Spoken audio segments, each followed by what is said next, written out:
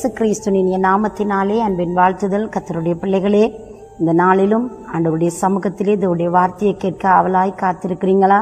நம்ம ஆண்டவருடைய சமூகத்தில் நிற்கிற ஒவ்வொரு நிமிஷமும் நம்மளுக்கு எவ்வளவு இன்பமாக இருக்கிறது.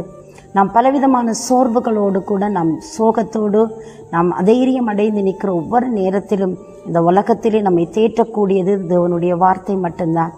நம் ஆண்டவரோடு பேசி, நம் ஆண்டவரே நீங்கள் எங்களோடு ஏதாவது ஒன்றை சொல்லுங்க பாண்டி சொல்லி நாங்கள் எப்பெல்லாம் காத்திருக்கிறோமோ அப்பொழுதெல்லாம் தேவனுடைய வார்த்தை எங்களை தேற்றி இருக்கிறது, என்னையும் உங்களையும் உற்சாகப்படுத்தி இருக்கிறது.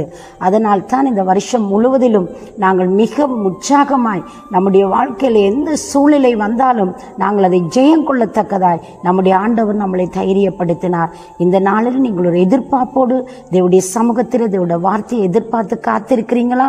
கர்த்தர் நிச்சயமாக உங்களோடு பேசுவார். இந்த நேரத்தில் நாங்கள் இதோட வார்த்தையிலிருந்து ஒரு பகுதியை தியானம் பண்ணுவோமா?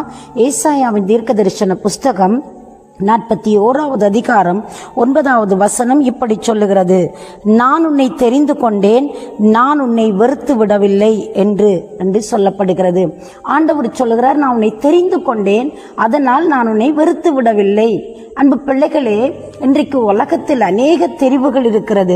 மக்கள் தாங்கள் விரும்புவதை தெரிகிறார்கள், விரும்பாததை வெறுக்கிறார்கள். இன்னும் ஒரு பக்கம் தாங்களுடைய சிந்தனைக்கும் தங்களுடைய தரத்திற்கும் தராதரத்திற்கும் உகந்தவைகளை தெரிவு செய்கிற ஒரு காலகட்டம்தான்.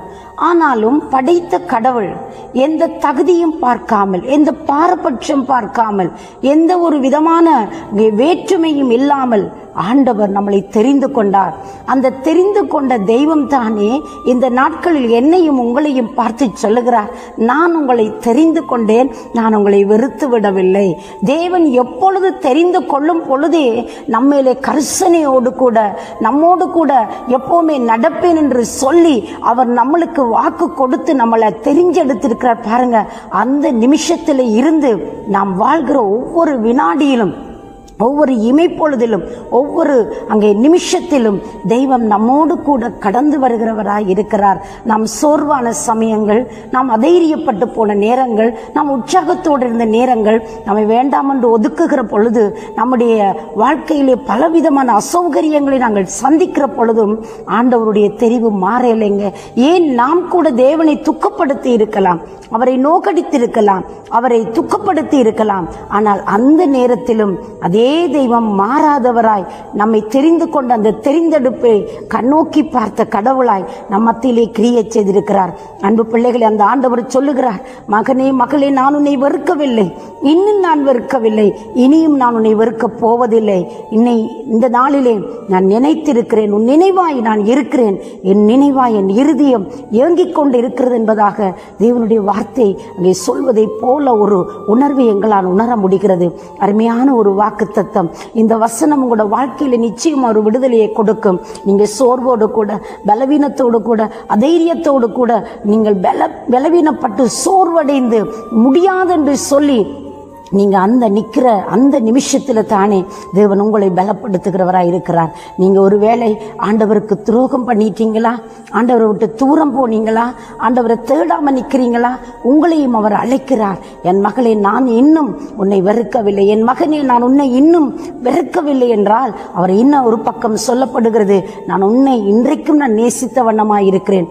அன்பு பிள்ளைகளே, தேவன் பாவத்தை வெறுக்கிறார், பாவிகளை நேசிக்கிற கடவுளாய் இருக்கிறார். அதனால் சொல்லுகிறார், வருத்தப்பட்டு பாரம் சுமப்பவர்களே, நீங்க எல்லாரும் என்னிடத்தில் வாருங்கள், நான் உங்களுக்கு இளைப்பாறுதலை தருவேன் என்று சொன்ன தேவன் இந்த நாளிலும் இந்த நேரத்திலே உங்கள் பக்கமாய் கடந்து வந்து ஒரு அற்புதத்தை செய்ய வல்லவராய் இருக்கிறார். என்னுடைய ஆண்டவர் உங்களை தேற்றி அரவணைத்து அன்பு செய்கிற தெய்வம் இந்த நாளில் ஒரு மகிமையானவை செய்வார். நீங்கள் வாஞ்சியோடு கூட அவர் பக்கமாய் கடந்து வர ஆயத்தமா?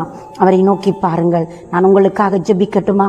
பரிசுத்தம் நிறைந்த நல்ல ஆண்டவரே, இயேசுவண்ட நாமத்தில் உம்மை நோக்கி நாங்கள் பார்க்கிறோம். உம்முடைய பிள்ளைகள் எந்த சூழ்நிலையில் இருந்தாலும், மனிதர்கள் கைவிட்டாலும், சூழ்நிலைகள் மாறினாலும் கைவிடாத தேவன் உம் பிள்ளைகளை கரம் பிடித்து நடத்தும். நீர் தேற்றி அணையும் ஆண்டவரே, உம்முடைய அன்பை கொடும் சுவாமி. பிள்ளைகளை வெறுக்காமல் ஒதுக்காமல் நடத்துகிறவர் நீர் மட்டும்தான் தெய்வமே. ஆறுதல் படுத்தும் ஆண்டவரே, தேவைகள் சந்திக்கப்படட்டுக்கும், குறைவுகள் நிறைவாகட்டுக்கும் ஆண்டவரே. உம்முடைய கரங்களுக்குள் ஒப்புக் கொடுத்து இயேசு கிறிஸ்துவின் நாமத்தில் தாழ்மையோடு செபிக்கிறோம் எங்கள் ஜீவனுள்ள நல்ல பிதாவே, ஆமீன் ஆமீன். தேவன் தாமே உங்களை நிறைவாய் ஆசீர்வதிப்பாராக. God bless you.